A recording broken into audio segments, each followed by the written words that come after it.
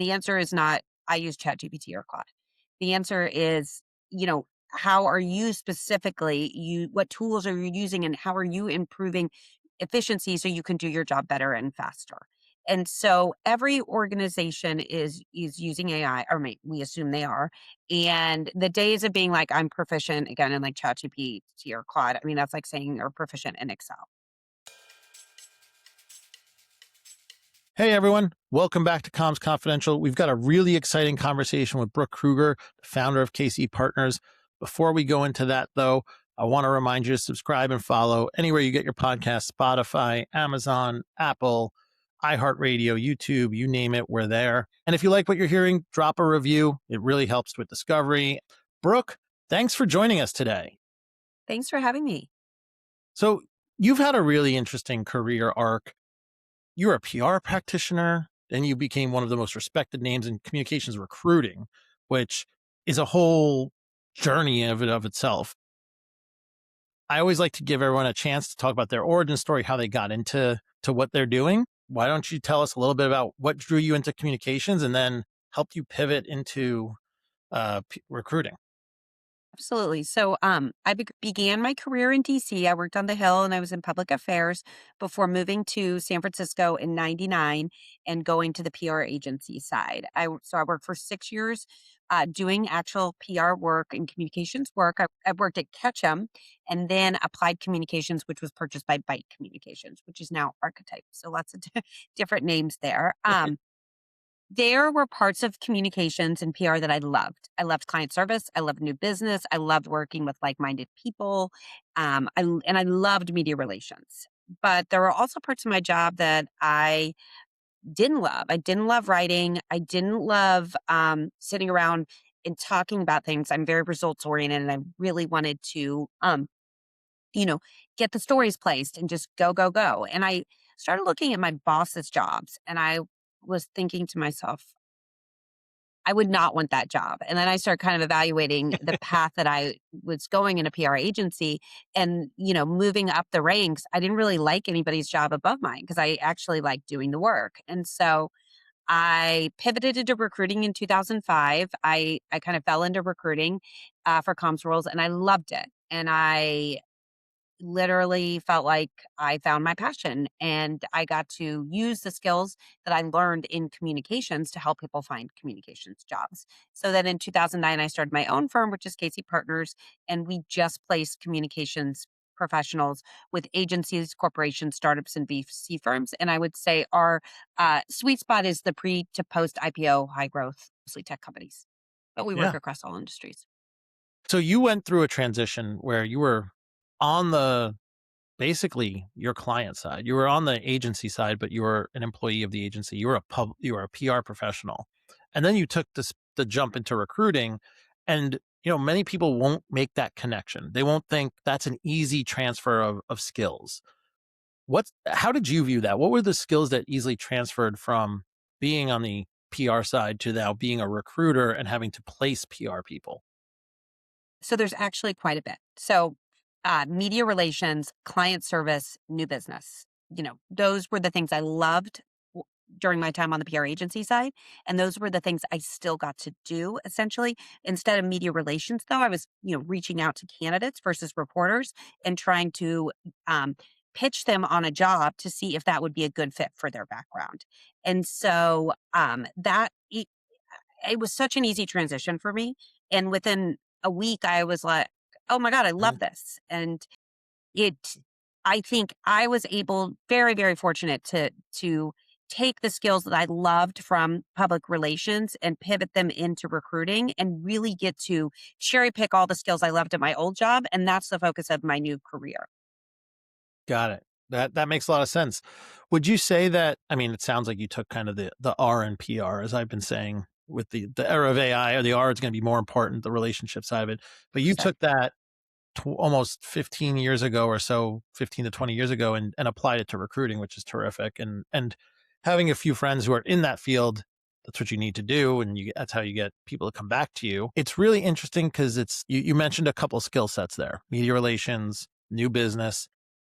Are those the things that your clients, the the big companies that you're recruiting for, are they still looking for that, or are they now like in this AI? Oh, they got to know prompt engineering, and they got to know this, and they got to understand that. Like, there's been such a change since 2009, 2010 that I'm curious if that's still what the skills they're looking for, or if there's been a twist on it. So the skill set has certainly changed, but a lot of things still stay the same. And that is relationships, having good connections, keeping up with your relationships, and actually wanting to do the work.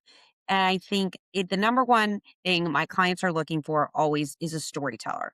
And I think in today's world, how do you tell that story and how many different ways can that story be picked up, whether it's a podcast, whether it's, media, whether it's a dinner, whether it's an event. So there's once the news comes out, how are you able to tell that story and spread that story? AI obviously creates a lot of tools to help with that. I think, I mean, there's a lot to unpack with your question, but you still need to be able to use AI to improve your job versus replace your job. And so it's really important to, always be adding to your skill set.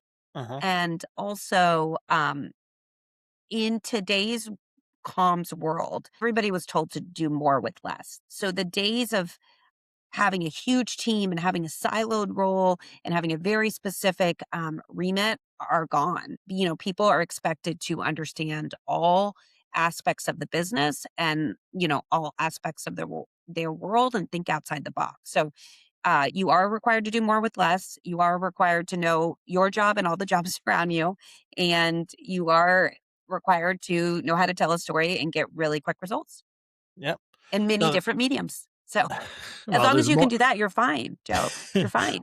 Well, hopefully I'm doing that, and hopefully a lot of the people we listen to, 'cause it's a totally different media universe out there with Substack and podcasts. Just the idea of reaching audiences where they're opting in versus being broadcast to. I think that's really what's shifted the media landscape on its head. Uh, I want to go back to AI fluency a little bit.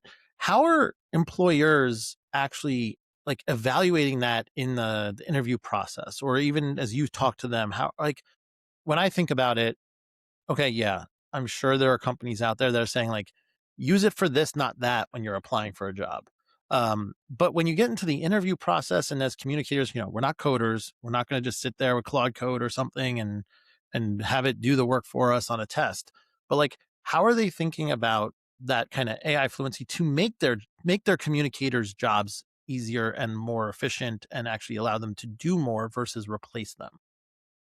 So I think if you are interviewing for a job right now, one question, there's many questions you should be prepared for, but one question you should be prepared for is how are you using AI to improve your job? And the answer is not, I use ChatGPT or Claude.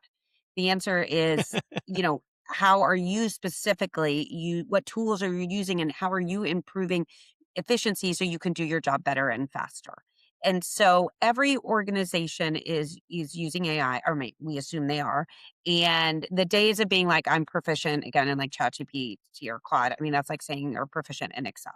You don't have on your resume that you know the Microsoft suite. That is assumed, if you graduated college after a certain year, that was, part of it. And so communications teams are all using AI differently. And what I love right now, like there was this LinkedIn post last week where somebody who's amazing and a CCO was like, "Hey, I am using AI to, collect essentially some sort of tracking report in the morning, and I have it 80% right. What are people's prompts that are using?" And there was just I love following all the comments because there was no gatekeeping. And that's Hmm. what the stage of AI we're in right now, that's what makes me really excited is there's not gatekeeping and people are constantly trying to, share how they're using AI to improve things. And every organization is different. So that's one thing I'm happy about right now with AI. I Yeah. mean, there's a lot of I, things to be happy about, you're but you're that gonna have to send me that post after the I will. after the recording, because that's one that's fascinating, and I agree. The gatekeeping is non-existent. Well, Um, I just love that the post was vulnerable and it was like, I'm trying to figure this out, but I'm not there. Can anyone help me? And mhm. everyone jumped on board to do that. So that gives me Well, hope, it's a sign of a good in the leader world. too. Yeah. Want to go back? You founded KC Partners in 2009. You said. Now Yes. that was right after the Great Recession. Yes. Yeah, right after the financial crisis, not the easiest time to start a business. A lot of No. agencies and companies were laying people off, not taking people on. How'd you build a reputation as a new company at that time that they could trust and actually trust to bring in the right people and the best people they were looking for? How did you like build that business at that time? So I'm a really positive person. I'm super optimistic, but I'm also very direct. And I used to be like, my mantra was like, the only way to go is up. Like I'm starting at nothing. I can only, go up. And so I always, I'm very, very keep up with all my relationships. Even when I was on the PR agency side, if any of my bosses left and went in house, I was always checking in. How are they doing? Do they like that job? I'm just generally a curious person when it comes to people's careers and what they're doing and how, where they end up and why. And so when I started my business, I was at another recruiting firm. I didn't take anything with me. I was completely starting from over, and I launched on LinkedIn and said, I'm starting Casey Partners. And I would take meetings with anyone who would meet with me. And I remember at the time, it's so funny, I wasn't making any money yet because I was starting the business. And I lived in San Francisco and I lived in Russian Hill. And so I would walk downtown and do a Hmm. call on the way because I was like, "Oh, how am I?" There was no Uber there. Well, I'm not going to take a taxi. So I would walk downtown. I would sit at like a pizza on Market and just meet with anybody who would meet with me. And I had past clients and candidates start reaching out to me and help putting me on the map and referring business to me. And it just kind of took off. Let's see, I started my business in 2009 and then I had my first son in 2010, and I feel like he was born in October, and by the time 2010 started, the business was, you know, already in a good place, and it's, been going since then. I always joke I'm an overnight success after 20 years. But I have been doing the same thing since 2005, and a lot of my candidates become my clients, and a lot of my Hmm. clients become my candidates, and so it's really important to keep up with people. But yeah, I started a business in a terrible time, but there was only one answer, and that was to go forward. Yeah. I mean, And look, there's been good years and there's been really bad years too. well, I feel like that's with everything, but I'm sure, Yeah, in the last 5 or 6 years, you've probably seen the ups and downs and who knows what's going to happen totally. with the news about Block and all these other companies are Yeah, reevaluating things. But I think that's what makes it interesting, right? That's what keeps yeah. us doing what we're doing a little bit. You've got a lot of like great roles that you've hired for, a lot of great companies you worked for. You talked about relationships being the key there. What are some like tips for people to like maintain those relationships? Like, I'll be honest, like over the years, it's been hard for me to maintain relationships as my family grew, as my career grew. But like, sounds like you've been able to not just maintain relationships with candidates or with clients, but like actually, a variety of people that have actually helped you grow your business. So, do you have any tips for people who actually like are looking to build that network a little bit? Absolutely. I mean, we are so lucky because we have LinkedIn, and LinkedIn is a tool where it tracks everybody's careers. So if you have worked with someone and they take a new job, it will show you that on LinkedIn. And so being able to reach out to somebody and say congratulations, you can post on their LinkedIn, but you can also send a note, "Hey, I saw you started at, Apple and I hope it's going well." Just generally keep in touch with people. I think it is super important to keep in touch with people in your career because at some point you're going to need references. And when someone asks you for references, the time to reach out to people blindly is not when you are asked. The time is when you start an interview process. And if you've been keeping up with people, it's much easier to say, "Hey, I'm starting to interview and I would love to use you as a reference." As soon as I get if we go down that path, I'll take some time and prep you on, what I think the company is looking for. So that's like LinkedIn, just checking with people. As you grow up in your career, not everybody stays at the same place. They go different places. And so as a recruiter, it's super easy for me to say, keep up your connections. Yeah, I think that's right. Because I mean, look, the worst place you could be if you're a candidate and you're at that point in your job is you got to ask for references and you hit up a whole bunch of people blindly and they're like, nope, sorry. I Like, mean, references should be given within an hour. if you get to the reference stage, I mean, the hiring process, while there's a lot more comms jobs and there has been for a while, it's really tough to get a job in this market. There's a lot of competition. And if someone asks you for your references, that means that you're several stages in. You should be able to give them with an hour, not a few days. That's a bad sign Huh. I've never heard the hour time frame. That's really interesting. because they're ready to go. That shows Yeah. interest. They're locked in. They already have these people on tap per se that'll vouch for them. Like when people tell me, okay, give me a couple days to find references, red flag goes off in my head. I'm like, "Oh gosh." And so at the beginning of, interview processes, I always say, "Think about your references. Start thinking about your references." I do a lot of thought leadership on LinkedIn. I do a lot of these podcasts, and I'm always like, references. That's like I don't wanna say the secret sauce, but that's something that there was a stage where a lot of companies were, a time in the past couple of years were like, "We're not even go to references." Like, they're just gonna give me somebody who will say good things about me. Um, but that has all changed. People are using references. If there's 2 or 3 people who are finalists for a job, they may now collect references on all of the candidates, which isn't ideal because then someone's not gonna get the job and you're gonna have to call your reference and say, "Hey, I didn't get the job. Thank you for your time." But that's another reason to have an open dialogue with your references so you can have that you can have that conversation. Yeah. No, that's interesting. I didn't even think that companies were using that as like a determining factor for hiring at this point. Because you think back, I go back like 15 years is probably the last time I had to like give a reference. It's okay. It's like that was just like a check the box moment. Like unless something was like crazy wrong, red flag went up, like you got the job. I think people are going deeper on references right now and our hiring managers are, and they're saying, how do we motivate this person to work? How do they Mm, solve problems? And they're asking um, more particular questions. That's why it's really important to prep your references. And what does that mean? You've already told, say Joe, you're going to be someone's reference. They've already told you they're interviewing for this job and they're excited about it. Then they're going to give you as a reference. They're going to say, okay, this can be done on a phone call or in an email.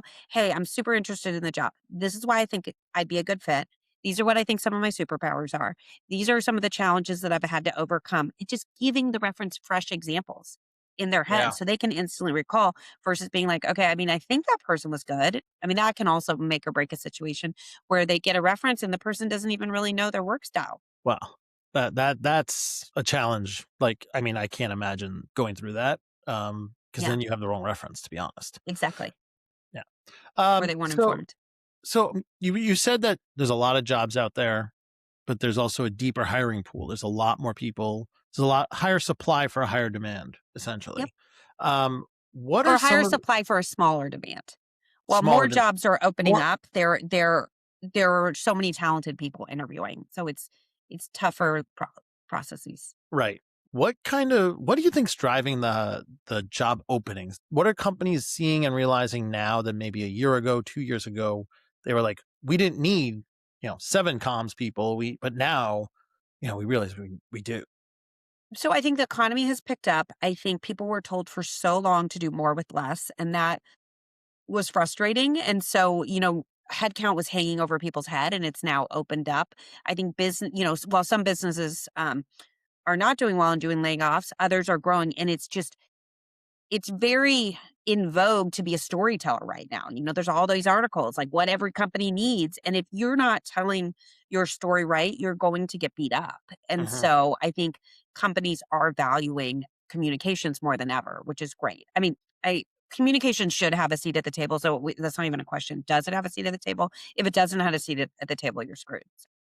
Got it. Got it. Yeah, I was wondering if you're gonna raise all the articles that seem to be all over PR LinkedIn I and love it. everyone PR is validating it. having a PR moment. I love it. But there's also a different category of I don't want to call them candidates necessarily, but like you have full-time employees and then you have fractional employees. Yes. Are you working with like fractional and consultant roles and placing some of those or just strictly full-time? We at Casey Partners specialize in full-time placements. We place senior comms people, whether that's CCOs, VP of comms, head of comms, and then the roles that support those Mhm. positions.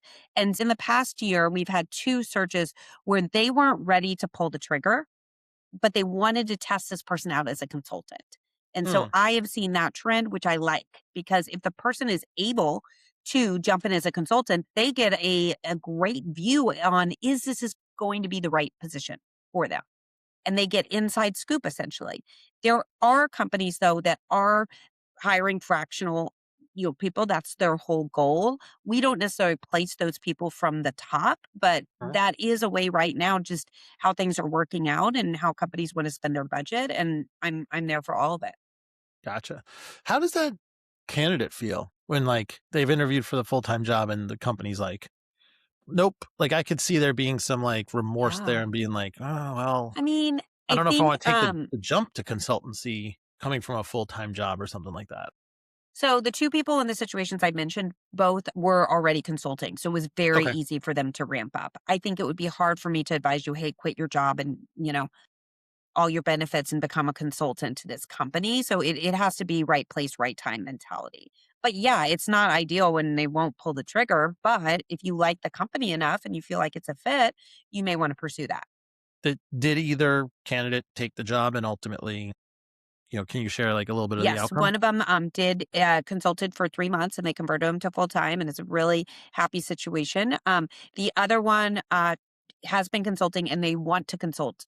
They want to convert to full time, but it's just where budget is. It's easier to keep them on as a contractor. Gotcha. But they're staying that second candidate is staying with the company, they're Yeah, just yeah, and at very a different. happy. And the Got it. hiring manager is very happy. Cool. No, that's great. I mean, I always the consultancy fractional thing always makes me, like, curious because I've been a full-time employee my entire career, and it's always one of those things like, okay, like, you're basically like, are you a one-person agency? Like, I think sometimes you can go like, you end up with a little more than being Yeah, the agency's model, and then you're, like, almost full-time, but you're not quite full-time. So, it's always interesting to me as I have these conversations to learn more about that world. it's a super interesting world. And if there are people who I try to place in full time jobs, and they're consulting right now, and they're very happy. They have boundaries, and they make a ton of money, and they don't want to go in house. They want to keep doing what they're doing, which I totally respect. I love working for myself. I love running a business. I Yeah, love I mean, setting my own boundaries. that that's the side of it, especially when you think about, like, balancing family life, personal life, 100%. the work life type thing. That work-life balance doesn't exist, it's just a matter of how you prioritize it. Totally, and you can't have it all at once, but you can have it all. And I'm a mother of two boys, and I want to be able to be at their sports events and be able to do the drop offs when I can. And I can't always do that, but um, I want to set my own schedule. Yeah. Let's get actionable a little bit. Okay, I'm love sure it. there are some folks out there who are either hiring or looking for a job. We'll start with the looking for a job piece, the candidate side of things. Yes, What are some of the common mistakes people are making that they need to avoid that, they immediately hurt their chances? You mentioned having referrals ready, so let's put that one aside. yeah. But, like, you're prepping a candidate, he's on, he or she's on they're on round 2, and what's the, like, immediate thing you're telling them, "Don't do this?"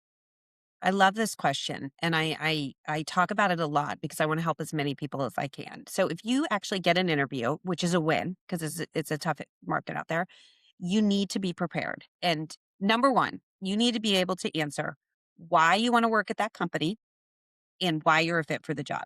This seems so simple. Some of the answers that are not going to fly are going to be, and these are answers that our clients have gotten recently. I did, my last company, I was so burnt out. There's no reason to mention burnout on the first job interview. Um, the return to office is real. If a company says they want you in the office 3 to 5 days a week, that means they like having people in the office. And that does not mean that the policy is going to change for you because you're special. And questioning their commuting policy and wondering about their return to office Mhm, philosophy, those are not good questions. If it is staying on the job spec, or the recruiter tells you they want you to be in the office, they want you to be in the office. You need to switch gears and be like, you know what? I'm super excited about this role because we've been hybrid for so long that I really like being in the office and being able to collaborate, and that was super exciting to me that you do this. mhm. Um, oh God, there's so many. The Yeah, I work with a lot of venture firms and placing people in-house at venture firms so they can help elevate the venture firm's brand. You need to be able to answer, why do you want to work at this specific venture firm? What's Mm, exciting about that firm? And a lot of people say, I want to be in venture. I love this space. Well, that's not enough.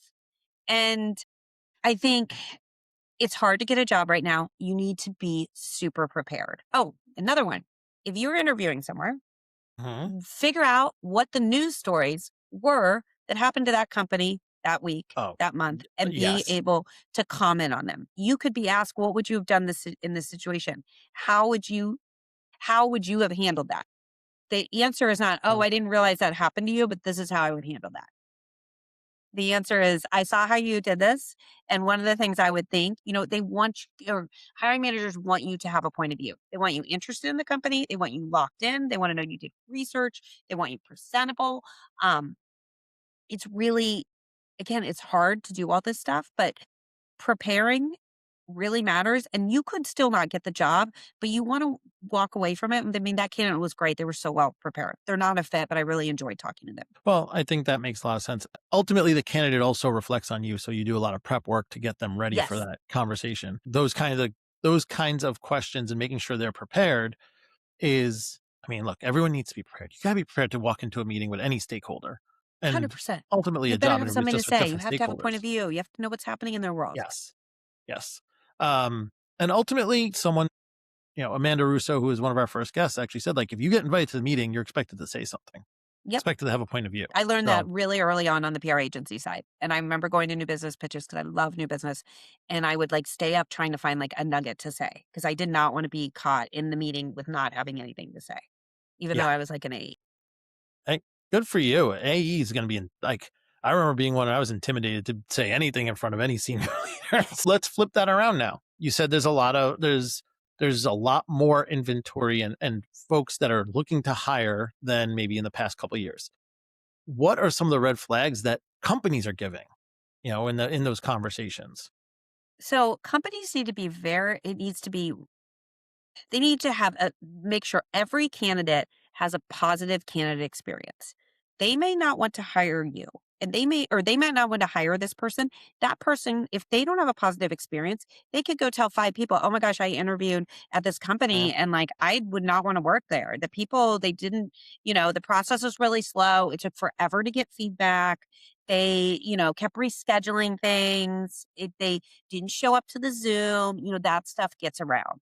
And then jobs become there's negative energy with those jobs and people hear about it. So companies' main goal is to have every candidate have a positive interview experience.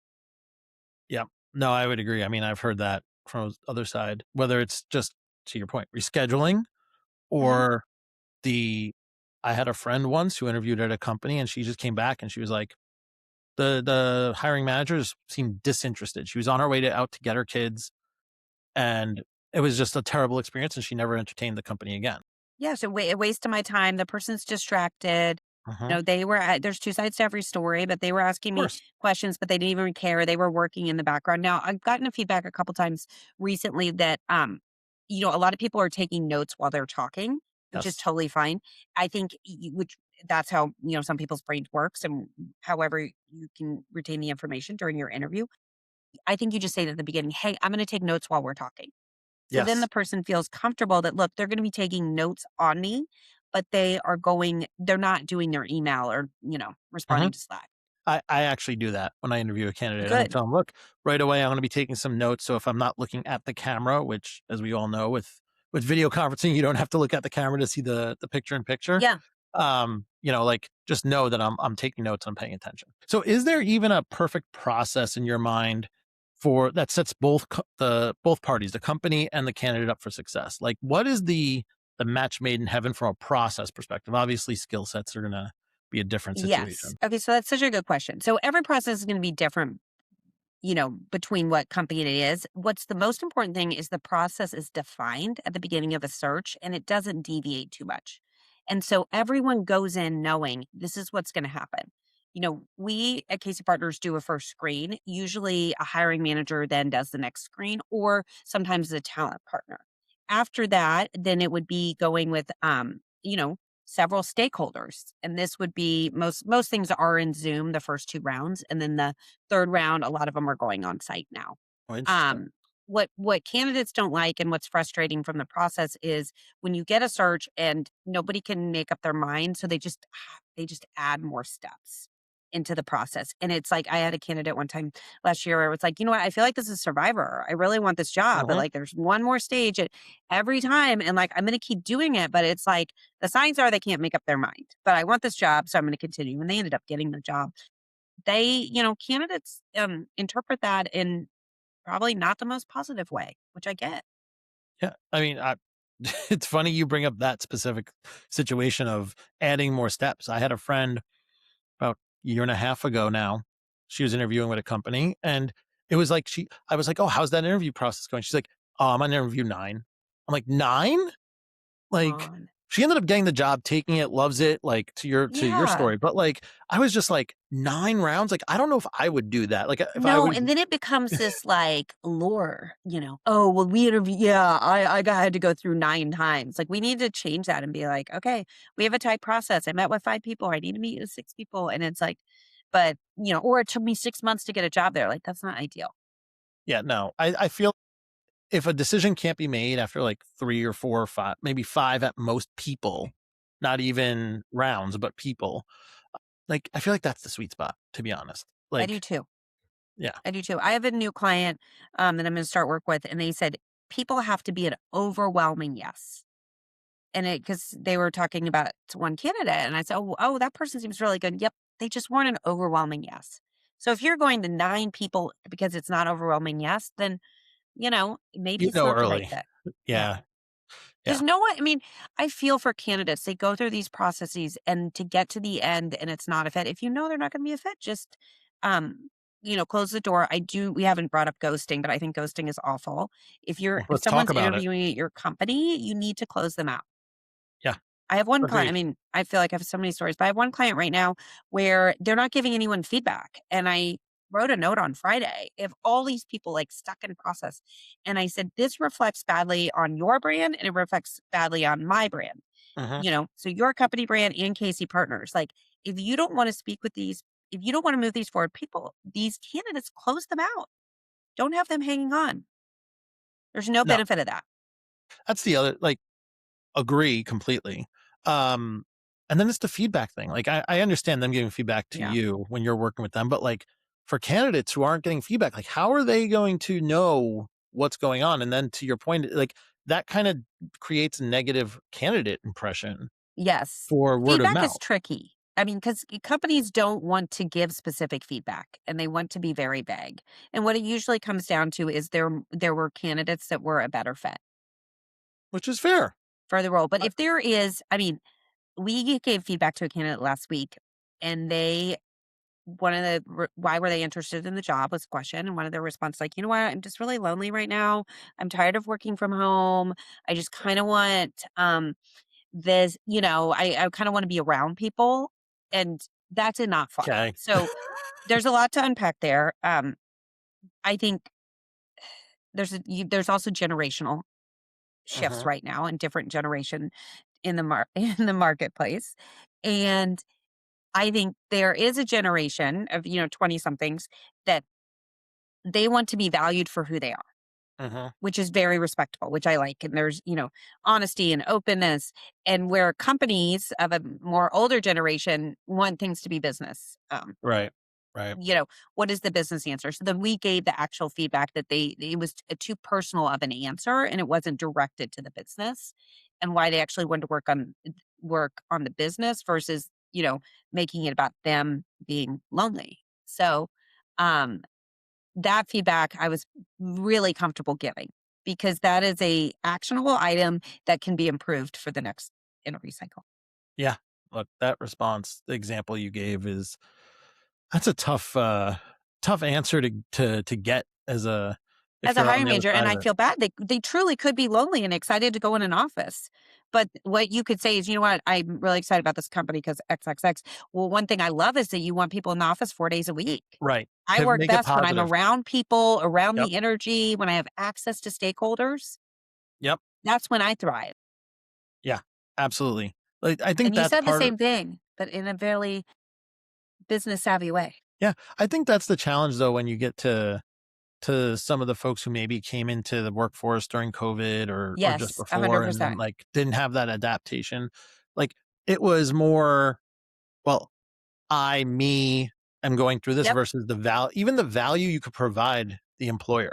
Like, it's not about, okay, to your point on that example, like, oh, I love the fact that you're doing X, Y, and Z and making it positive, but it's also like, you know, I think that my skill set could actually 100%. be of value to XYZ because of what Yes. you're doing with this. Like, and people aren't thinking about it. They're like, oh, well, I could do this for you.